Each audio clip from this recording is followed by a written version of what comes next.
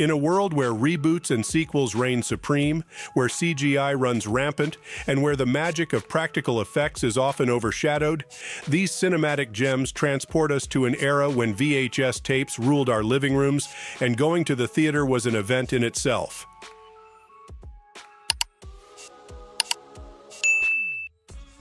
Empire Records. A day in the life of a record store employees might not seem like blockbuster material, but Empire Records captured the hearts of a generation with its portrayal of 90s teen angst set against a backdrop of grunge and pop music. The film manages to be both a time capsule of the 90s music scene and an evergreen tale of teenage rebellion. Gina, Roy, Lucas, AJ. The staff of Empire Records had the coolest jobs on earth. Do you think the story is already written, or do you think a bold and courageous act can change the course of history? My Own Private Idaho. Long before indie films were a Netflix category, Gus Van Sant's My Own Private Idaho tackled themes of identity, class, and sexuality with nuance. The film stars River Phoenix and Keanu Reeves as young street hustlers on a journey of self-discovery. Its daring narrative style, earnest performances, and beautiful cinematography make it a cinematic experience that was rare for its time and remains so today. It's been 3 years, Mike.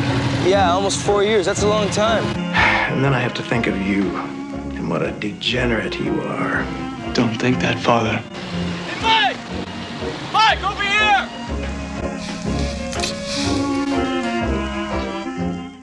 Waiting for Guffman.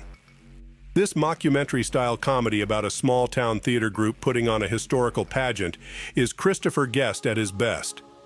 Its hilarious characters, improvised dialogue, and affectionate mockery of community theater make it a comedic gem that's sorely missed in today's overly polished comedies. I took the whole history of the town and I squeezed it like a piece of fresh bread. I think the one really important thing that I learned in working with Quirky is that I do indeed have talent. Chasing Amy. Kevin Smith's sharp-witted, emotionally raw romantic comedy is 90s indie cinema at its finest. The film's exploration of love, sexuality, and friendship, set in the backdrop of the comic book industry, feels refreshingly honest and surprisingly profound. Now, the only thing standing in Holden's way is the truth. I can't take this. Can't take what? I love you. Not in a friendly way. Goodfellas. Ah, the glory days when the mob ruled the cinema. Goodfellas, with its raw, unflinching look at mob life and unforgettable performances, remains a Scorsese masterpiece. These days, we get excited about superheroes. Back then, it was gangsters in slick suits talking about funny how things were.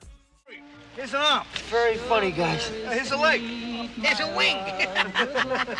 What do you like, the leg or the wing? Saving Private Ryan. When was the last time a war movie left us as emotionally drained as Spielberg's gritty, heart-wrenching World War II epic? That 20-minute-long opening scene on Omaha Beach is still one of the most gripping sequences ever put to film. It's an intense, personal, and incredibly human depiction of war that's hard to find in today's more action-focused cinema. I swear, I hope Mama Ryan's real fucking happy knowing that little Jimmy's life is a little bit more important than two of our guys. Just know that every man I kill, the farther away from home I feel. The Sixth Sense. You know a movie's made its mark when its twist ending becomes a part of the cultural lexicon. I See Dead People still sends chills down our spines, and M. Night Shyamalan's masterful blend of supernatural and emotional storytelling makes today's horror flicks seem a bit shallow.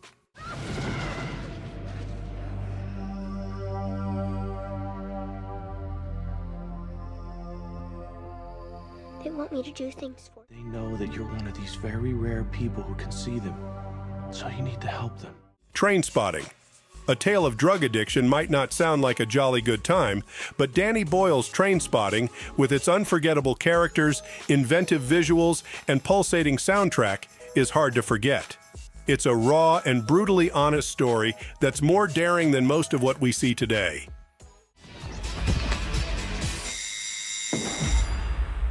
What's on the menu this evening, sir? The dodgiest scam in a lifetime of dodgy scams. Fargo. The snow-covered landscapes, the quirky characters, that Minnesota accent. Fargo is the Coen brothers at their finest. It's a dark comedy thriller that manages to be hilarious, grim, and utterly unique. Amidst today's glut of generic thrillers, we could use a bit more Fargo, don't you know? Circumstances have changed, Jerry. What the heck do you mean? Blood has been shed, Jerry. Here's the second one. I want you to tell me what these fellas look like. Well, the little guy, he was kind of funny looking. Can you be any more specific? He wasn't circumcised. Run, Lola, Run. This German thriller is a time-bending, pulse-pounding experiment in storytelling that's as fresh today as it was then. With a techno soundtrack that could still fill dance floors and a fiercely determined flame-haired protagonist, it's a kinetic cinematic experience that contemporary movies rarely dare to match.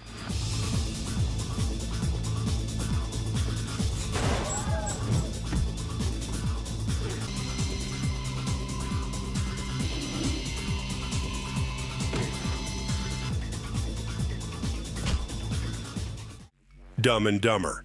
Jim Carrey and Jeff Daniels' unforgettable comedic partnership in this film is proof that highbrow isn't always better. Their epic road trip filled with ridiculous hijinks and childish humor continues to deliver the belly laughs.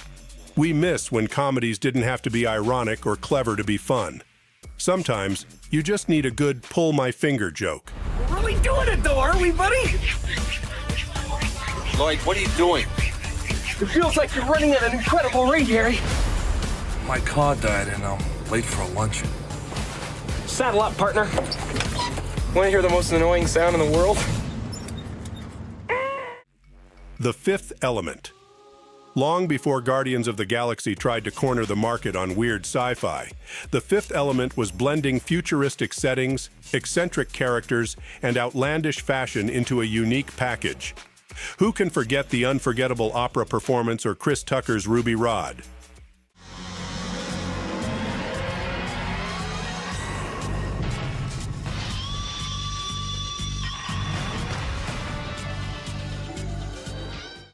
The Blair Witch Project.